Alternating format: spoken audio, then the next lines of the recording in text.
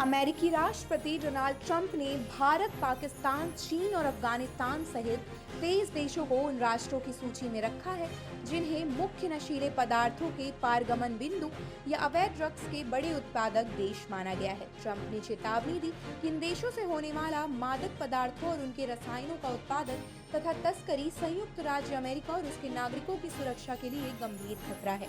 सोमवार को अमेरिकी कांग्रेस में प्रस्तुत एक राष्ट्रपति निर्धारण में कहा गया कि यह सूची, जिसे वॉशिंगटन में मेजर्स लिस्ट कहा जाता है, उन देशों की पहचान करती है जो या तो अवैध नशीले पदार्थों का प्रमुख स्रोत है या फिर ऐसे मार्ग हैं जिनसे होकर बड़ी मात्रा में ड्रग्स अमेरिका तक पहुंचते हैं।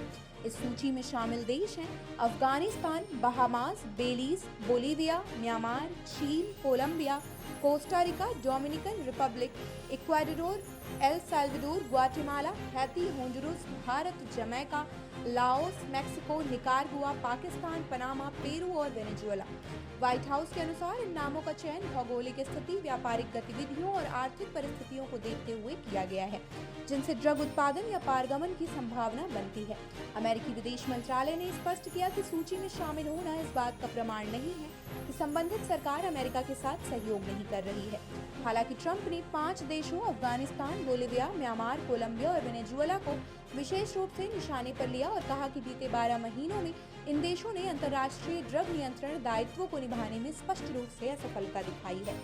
अफगानिस्तान पर बोलते हुए ट्रंप ने तालिबान की तथाकथित ड्रग बैन नीति को नकारते हुए कहा कि देश में मौजूद ड्रग्स के भंडार और जारी मेथाम्फेटामाइन उत्पादन अब भी वैश्विक बाजार को खुराक दे रहे हैं और आतंकवाद को वित्तीय मदद पहुंचा रहे हैं। उन्होंने कहा, तालिबान के कुछ मेंबर्स अब भी इस धंधे से फायदा उठा रहे हैं, इसलिए मैं एक बार फिर अफगानिस्तान को असफल घोषित कर रहा हूँ। ट्रंप ने यह भी कहा कि वैश्विक ड्रग व्यापार सीधे तौर पर अमेरिका के घरेलू संकट से जुड़ा हुआ है। उनके अनुसार अंतर्राष्ट्रीय आपराधिक गिरोहों द्वारा फेंटनिल और अन्य सिंथेटिक नशीले पदार्थों की तस्करी ने देश में ऐसी आपात स्थिति पैदा कर दी है जहां 18 से 44 वर्ष की आयु के अमेरिकियों में मौत का सबसे बड़ा कारण अब नशीली दवाएं बन चुकी हैं। उन्होंने बताया कि अमेरिका में हर दिन औसतन 200 से अधिक लोग ड्रग्स की ओवरडोज से जान गंवा रहे हैं और 40% से अधिक अमेरिकी किसी न किसी ऐसे व्यक्ति को जानते हैं जिसकी मौत ओपियोइड से हुई हो। यह स्वीकार है और मेरी सरकार इस खतरे को खत्म करने के लिए अमेरिकी ताकत और संसाधनों का हर संभव उपयोग कर रही है।